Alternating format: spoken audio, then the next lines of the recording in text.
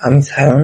আজ 6 তারিখ খড়গপুরের সালুয়াতে আমার ওয়েস্ট বেঙ্গল পুলিশের ইন্টারভিউ ছিল সকাল 9টা শিফটে। আমি সকাল 8টার মধ্যে ওখানে পৌঁছে যাই এবং 8:30টার মধ্যে নাম এন্ট্রি করে ওনারা ভেতরে ঢুকিয়ে নিয়েছিলেন। তারপর একটা ফর্ম দিয়েছিলেন ইন্টারভিউ ড্রেস আপ করার জন্য। ওখানে সাইডে একটা ভালো জায়গা ছিল, ওখানে আমরা ড্রেস চেঞ্জ করছিলাম সবাই। আধার কার্ড দেখিয়ে কিছু একটা হচ্ছিল, ওখানে সাইন করাচ্ছিল। তারপর বায়োমেট্রিক হয়েছিল। বায়োমেট্রিক পর এক এক করে পরপর ইন্টারভিউ এর জন্য যাচ্ছিলাম। বায়োমেট্রিকে লাগছিল ওই যেগুলো অ্যাডমিট কার্ড ডাউনলোড করার সময় যে ডকুমেন্ট গুলো আমরা দিয়েছিলাম সেটা, আর কল লেটার, এই দুটো বায়োমেট্রিকের সময় লাগছিল। আর ফিঙ্গারপ্রিন্ট ছিল, এই কয়েকটাই। তারপর যখন ইন্টারভিউ রুমে প্রবেশ করে তখন আমি যেমন অ্যাজ স্যারকে জিজ্ঞেস করলাম, স্যার আমি আসতে পারি? দিয়ে তারপর স্যার বললেন আসুন, বসুন। আমি নমস্কার জানালাম, তারপর ধন্যবাদ জানালাম বসার পর। আমাকে প্রথম প্রশ্ন জিজ্ঞেস করলেন, তোমার সম্বন্ধে কিছু বলো। আমি বললাম আমি সেকেন্ড ইয়ারে পড়ি, এখন গ্রাজুয়েশন। ওনারা মনে হয় আমার ডকুমেন্ট চেক করছিলেন, তো সেখানে বুঝতে পারছেন আমার বয়স কম, 20 বছর বলে আমাকে জিজ্ঞেস করে, তোমার তো 20 বছর বয়স, তো তাহলে তুমি এই বয়সে এসে কেন এই কনস্টেবলের চাকরি করছো? তুমি তো ভালো কিছুর জন্য চেষ্টা করতে পারো।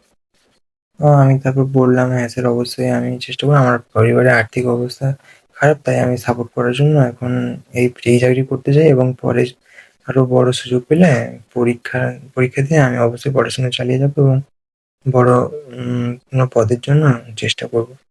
তখন স্যার বললেন, তুমি পারবে শিওর? তুমি তো আইটি নিয়ে পড়ছো, ওখানে অনেক ভালো স্কোপ, ওটা নিয়ে কেন যাচ্ছ না? আমি বললাম যে আমার পুলিশ আসার শখ বা এসব কিছু।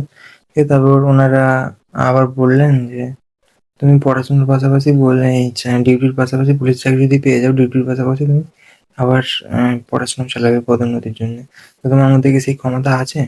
আমি কিভাবে বুঝবো? আমি বললাম যে হ্যাঁ স্যার আছে। দিয়ে তারপর ওনারা আপনি কথায় কথায় হয়তো বললেন যে তাহলে তুমি কটা পুশ আপ দিতে পারবে বলো, তোমার শারীরিক স্ট্রেংথ। বললাম যে 20টা। বলছে তাহলে দাও দেখি, 40টা 50টা দাও। দিয়ে তারপর দিলাম। ওনারা বললেন, আমি জিজ্ঞেস করলাম সিরিয়াস আছে? তারপর ওনারা বললেন হ্যাঁ তুমি দাও ফাইলটা রেখে। যে ফাইলটা রেখে আমি দিলাম, পুশ আপটা দিলাম, 30টা 35টা দিয়েছে। তারপরে ওরা নিজেরাই বললেন ঠিক আছে থাক।